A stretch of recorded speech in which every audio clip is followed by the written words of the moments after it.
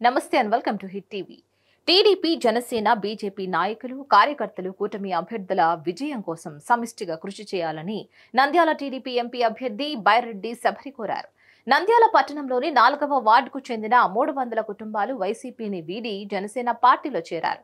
ఈ సందర్భంగా బైరెడ్డి శబరి మాట్లాడుతూ తాను 6 సంవత్సరాలుగా ప్రజాసేవలో ఉన్నానని, ప్రజల మధ్యలోనే ప్రజా సమస్యల కోసం పోరాటం చేస్తున్నట్లుగా చెప్పారు. ఈసారి వైసీపీ అరాచక పాలనను అంతం చేయడానికి ప్రజలు కంకణం కట్టుకున్నారని పేర్కొన్నారు. వైఎస్ఆర్సీపీ పాలనలో ముస్లిం బాగు కోసం చేసిందేమీ లేదని, టీడీపీ ప్రభుత్వంలో షాదీఖానాలు కట్టడం, రంజాన్ తోఫా, దుల్హాన్ పథకం లాంటి పథకాలను అమలు చేశారని గుర్తు చేశారు. టీడీపీ ప్రభుత్వం అధికారంలోకి వస్తే మైనారిటీలకు ఎలాంటి సమస్య ఉండదని, రాజ్యసభలో ముస్లిం రిజర్వేషన్ తీసివేయడానికి మద్దతు ఇచ్చింది వైసీపీ వాళ్లేనని చెప్పారు. తాగునీటి సమస్య, రైతులకు నకిలీ విత్తనాలు, ఇలాంటి ఎన్నో సమస్యలు టీడీపీ అధికారంలోకి వస్తే తీరిపోతాయని హామీ ఇచ్చారు.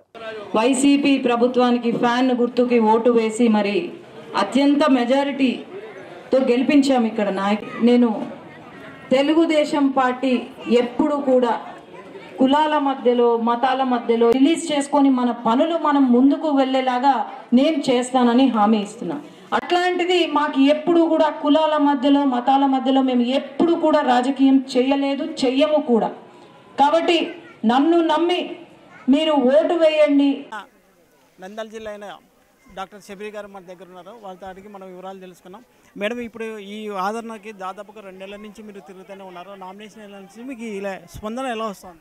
నేను 2 నెలల నుంచి తిరగట్లేదు. రాజకీయాల్లో దాదాపు 6 సంవత్సరాల నుండి నేను ప్రజాసేవ చేస్తూనే ఉన్నాను. అప్పటికి ఇప్పటికి డిఫరెన్స్ ఏంటంటే, ఇప్పుడు ఎన్నికల బరిలో నేను ఉన్నాను కాబట్టి 2 నెలలుగా తిరుగుతున్నాను. ప్రజాస్పందన మీరే చూస్తున్నారు ఎట్లా ఉంది అని. ఎందుకంటే ఈ వైసీపీ అరాచక పాలనను అంతం చేయడానికి మేమొక్కటే కాదు, ప్రజలు కూడా కంకణం కట్టుకున్నారని నేను అనుకుంటున్నాను. ఇప్పుడు ముస్లిం మైనారిటీకి ఏం చెప్పబోతున్నారు? ముస్లిం మైనారిటీలకు ఒకటే చెప్పేది, కులం మధ్యలో, మతాల మధ్యలో చిచ్చు పెట్టేది వైసీపీ ప్రభుత్వం. మీరు గమనించండి, ఈ 5 సంవత్సరాలు మైనారిటీలకు ఏమన్నా చేశారా అంటే ఏమీ లేదు. ఉన్న రిజర్వేషన్ని కూడా తీసేయమని రాజ్యసభ సభ్యులు, వైసీపీ రాజ్యసభ సభ్యులు మాట్లాడతారు. ఈరోజు ముస్లిమ్స్ యొక్క సబ్ప్లాన్లు అమలు చేయలేదు. రిజర్వేషన్ ఉన్నత పదవుల్లో, నామినేటెడ్ పదవుల్లో, పనుల్లో రిజర్వేషన్ కల్పిస్తానని చెప్పి కల్పించలేదు. ఈరోజు రంజాన్ వచ్చింది, 5 సంవత్సరాలు రంజాన్ అసలు జరుపుకోనే లేదు సరిగ్గా ముస్లిమ్స్. తెలుగుదేశం పార్టీ హయాంలో రంజాన్ వచ్చిందంటే అసలు మసీదులకు పెయింట్లు కొట్టి, లైట్లు వేసి, రంజాన్ టోఫా ఇచ్చి, మరి ఏమీ లేదు. ఇక్కడ అందరూ అంటున్నారు కదా, ముస్లిం మహిళలే ఇక్కడంతా చెప్తున్నారు, వాళ్ళే చెప్తున్నారు. అట్లాగే తెలుగుదేశం పార్టీ హయాంలో షాదీఖానాలు కట్టించారు, లేదంటే మనకు దుల్హన్ పథకం కింద డబ్బులు ఇచ్చారు. మరి వైసీపీ ప్రభుత్వానికి ఏమైంది? 5 సంవత్సరాలు ఎందుకు పట్టించుకున్నారు? ఏమన్నా పట్టించుకున్నారా? ఎందుకు అంటే వీళ్ళకి కేవలము ఓట్ల కోసమే మైనారిటీలు కావాలా, ముస్లిమ్స్ కావాలా, ఎలక్షన్ ముందే మా బంధువులు, మా ఆత్మ బంధువులు, మా ముస్లింలు అంటారు తప్ప ఇంకేం లేదు. ఇంకొక విషయం, బైరెడ్డి ఫ్యామిలీకి ఎప్పుడు కులాల మధ్యలో, మతాల మధ్యలో రాజకీయం చేయలేదు. ముస్లిం సోదరులు ఎప్పుడు మా వెంట ఉన్నారు. మేము వాళ్ళను బంధువులుగా అనుకున్నాము. ఎందుకంటే మాకు వాళ్లకు ఎన్నో సంవత్సరాల నుండి ఒక మంచి రిలేషన్ ఉంది. కాబట్టి నేను వాళ్ళ కోసం పోరాడతాను, నా పైన నమ్మకం పెట్టుకోమని నేను అడుగుతున్నాను. ఇరిగేషన్ డిపార్ట్మెంట్ నీళ్ళు తెస్తామని చెప్పి ఇంతవరకు కేసు కెనాలు కానీ, నీళ్ళు కానీ, ఏమి కానీ తాగడానికి కూడా చాలా ఇబ్బందికరంగా ఉంది. అది ఎట్లా? నేను సోషల్ మీడియాలో తాగునీరు లేదు, తాగునీటి సమస్య ఉంది అని నేను అంటూ ఉన్నాను. కానీ వీళ్ళేదో వైసీపీ పేటీఎం బ్యాచ్ వాళ్ళు చేరినారు. ఎక్కడుంది తాగునీటి సమస్య? ఈరోజు ఇక్కడ మహిళలు ఉన్నారు, వాళ్ళని అడగండి, తాగునీటి సమస్య ఉందా లేదా నంద్యాలలో అని అడగండి, తెలుస్తుంది. మోసం చేశారు అంతే. ఈరోజు ఒక్క రిజర్వాయర్ పూర్తి చేయలేదు. ఏ రిజర్వాయర్ పూర్తి చేశారు చెప్పండి? కనీసం కరెంటు బిల్లులు కట్టలేదు, ఎత్తిపోతల పథకాలు. తర్వాత ఈరోజు వెలుగోడు రిజర్వాయర్ అని చెప్పి నంద్యాల టౌన్లో నేను ఉన్నాను కాబట్టి వాళ్ళు డ్రింకింగ్ వాటర్ స్కీమ్ తీసుకొచ్చారు. అమృత్ స్కీమ్ కింద డ్రింకింగ్ వాటర్ ఇచ్చారు. కానీ ఆ రోజు వెలుగోడు రిజర్వాయర్ అనేది తెలుగుదేశం పార్టీ హయాంలోనే వచ్చింది. అది ఎంత ఒక 3 నెలల్లో లేకపోతే 6 నెలల్లో పూర్తి అయ్యే స్కీమ్ అది. కానీ ఈరోజు కనీసం పంపులు మోటార్లు కూడా బిగించకుండా మేము అయిపోయింది, వెలుగోడు రిజర్వాయర్ పనులు అయిపోయినాయి, మేము నీళ్లు తెచ్చిచ్చాము అని అంటున్నారు. మోటారు పంపులు కూడా బిగించని వాళ్ళు నీళ్ళు ఎట్లు వస్తాయి? మాకు తాగడానికి నీళ్ళు ఎక్కడుంటాయి? పక్కన కాలువలు పోతుంటాయి కానీ మంచినీళ్ళు తాగడానికి ఉండదు, సాగునీరు ఉండదు ఇక్కడ. మరి ఏంటి ఇక్కడ నాయకులకు సరైన అవగాహన లేక, అవేర్నెస్ లేక, ప్లానింగ్ లేక ఈరోజు ఇది పరిస్థితి. 2023లో చెప్పారు, మనకు నోటీసులు ఇచ్చారు, మనకు కరువు రాబోతుంది అని చెప్పారు. మరి ఏం జాగ్రత్తలు తీసుకున్నారు వీళ్ళు? కరువు వస్తుంది, మనకు చుక్క నీళ్ళు ఉండవన్నా కూడా ఏం జాగ్రత్తలు తీసుకున్నారు? మరి ఎక్కడా కూడా చెరువులు నింపలేదు.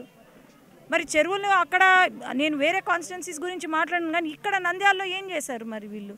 కనీసం చుక్క నీళ్లు ఇయ్యని వాళ్ళు ఈరోజు మళ్ళీ ఓటు వచ్చి అడుగుతూ ఉంటే ఏ మొహం పెట్టుకొని ఓటు వచ్చి అడుగుతున్నారని నేను అడుగుతున్నాను ప్రశ్న. గతంలో మీ ఫాదర్ గారు ముచ్చిమరి నుంచి నంద్యాల వరకు పాదయాత్ర చేసుకుంటే కేసుకి నలుగు నీళ్ళు తెచ్చారు, కానీ ఇంతవరకు అప్పటి నుంచి కానీ ఏ ప్రయత్నం కానీ చేయడం లేదు. ప్రస్తుతం మీకు సత్యసభలు ఇస్తే అది ఏమైనా చేసే అవకాశాలు ఉన్నాయి? వైసీపీ ప్రభుత్వము ఏ ప్రయత్నం చేయలేదంటారు. అవును, ఇప్పుడు డోన్కి హంద్రీ నీళ్లు తీసుకొని వచ్చి చెరువులు నింపుతానన్నారు, చేశారా? లేదు. లేదంటే గోరకల్లు రిజర్వాయరు అక్కడ ప్రాబ్లం ఉంది, రిపేర్ వర్క్స్ ఉన్నాయని చెప్పారు. మరి ఆ రిపేర్ వర్క్స్ ఉన్నప్పుడు ఏం చేయాలా వీళ్ళు? కనీసం రిపేర్లు కూడా చేయలేదు. మరి ఎంత అవగాహన లేని వాళ్ళు వీళ్ళంతా. ఇప్పుడు తెచ్చిన ప్రాజెక్ట్స్ అన్ని తెలుగుదేశం పార్టీ హయాంలోనే. ఖచ్చితంగా irrigation will be my first priority after becoming MP. Madam, రైతులు ఏ గవర్నమెంట్ చూసినా రైతులు వెన్నపూస అనేది చెప్తున్నారు, రైతే రాజు అంటున్నారు. కానీ ఇంతవరకు ఏ రైతు కూడా ఒక ఊరికి రాజు అయింది లేదు. వాళ్ళ కష్టాలు అయితే అలాగనే ఉన్నాయి. ప్రస్తుతం ఏమంటే వాళ్ళు ఇచ్చే సబ్సిడీ మాకు అవసరం లేదు, కేవలం మాకు నాణ్యతమైన ఇత్తనాలు ఏమని చెప్పి వాళ్ళు డిమాండ్ చేస్తున్నారు. అది ఎంతవరకు సాధ్యమవుతుంది? మీరు నాణ్యతమైన ఇత్తనాలు ఇవ్వమని అడుగుతున్నారు. మరి ఆ ఇత్తనాలు ఎవరు ఇచ్చేది? ఎవరు ఇచ్చున్నారు? ఎవరు రైతులను మోసం చేస్తున్నారు? ఇక్కడ పోచా బ్రహ్మానందరెడ్డి గారు అని ఉన్నారు. మొన్న ఏదో ఓపెన్ ఛాలెంజ్ చేసినాడు నాకు. ఓపెన్ ఛాలెంజ్ చేసిన తర్వాత మరుసటి రోజు మా ఆఫీస్కి 100 మంది రైతులు క్యూ కట్టారు మా ఆఫీస్ ముందు. ఏంటి అంటే, అమ్మ మేము మోసపోయినాం, ఆయన ఇచ్చిన ఇత్తనాలతో మేము మోసపోయినాం, కల్తీ ఇత్తనాలు అమ్మాడు, చాలామంది లక్షల రూపాయలు మోసపోయి మేము ఈ పరిస్థితికి వచ్చాము అని అంటున్నారు. ఇట్లాంటి వైసీపీ నాయకులకు మళ్ళా ఎంపీ టికెట్ ఇచ్చారంటే జగన్మోహన్ రెడ్డి గారు, మరి ఆలోచన చేయండి. కల్తీ విత్తనాలు అంటున్నారు. మరి రైతులకు ఎన్నెన్ని హామీలు ఇచ్చారన్నా? ఎన్నెన్ని హామీలు? బోర్వెల్ ఫ్రీగా ఇస్తానన్నారు, 9 గంటల పాటు పవర్ ఫ్రీగా ఇస్తానన్నారు, రుణాలు ఇస్తానన్నారు. మరి ఏదైనా నెరవేర్చారా ఆయన? ఏమీ లేదు. వీళ్ళకి ఏం లేదు. ఎలక్షన్ ముందు వస్తుంది, 5 సంవత్సరాలు దోచుకోవడం తప్ప ఇంకేం లేదు, అంతే. మేడం, డాక్టర్ షబీర్గా మీరు పీడారిస్ట్గా ఎంతో పేరు తెచ్చుకున్నారు, కానీ ఆ వృత్తిని వదిలేసి ఈ రాజకీయాలకు ఎందుకు వచ్చినారు? ఏమన్నా డాక్టర్లు రాజకీయ నాయకులు కాకూడదా? హెల్త్ సెక్టర్ అనేది ఉండదా మన స్టేట్లో? ఈరోజు ఆరోగ్యశ్రీ అని హామీలు ఇచ్చారు. ఎన్నిటికి ఇచ్చారన్నా? ఆయన ఆ రోజు ఏమన్నాడు? మొత్తం అన్ని డిసీజెస్కి ఆరోగ్యశ్రీ కవర్ చేస్తామన్నారు. ఈరోజు అసలు సిసలైన కామన్ వ్యాధి అయితే ఉందో దానికి ఆరోగ్యశ్రీ లేదు. ఈరోజు ఆరోగ్యశ్రీ ఫండ్స్ ఇవ్వట్లేదు. హాస్పిటల్స్ అన్నీ మేము ఆరోగ్యశ్రీ చేయట్లేదు, కార్పొరేట్ హాస్పిటల్స్ అన్నీ మేము ఆరోగ్యశ్రీ యాక్సెప్ట్ చేయమని చెప్తున్నారు.